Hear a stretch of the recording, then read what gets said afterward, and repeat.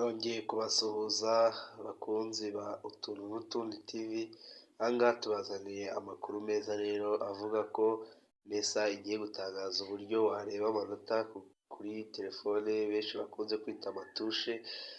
Ni porogaramu igiye kurangirwa uyu mwaka, aho uzajya ukanda akanyenyeri 700 akanyenyeri urwego akanyenyeri 1 urwego, ubundi ugakurikira amanota yawe uko wakoze amasomo ukayabona ku ijana, ubundi ukabona n'ibaruwa kuri gatushe aho wajya kwiga, ndetse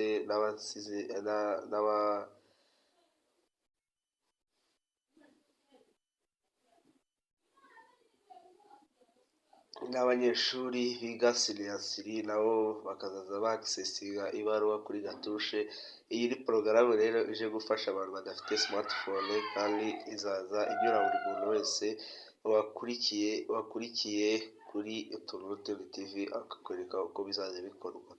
Uko rero urubuga rwa NESA rwatangaje ko abantu badafite smartphone nabo bashyizwe igorora, ko rero ugiye kubibona muri ino video ndetse uranasobanukirwa, kandi ntukureho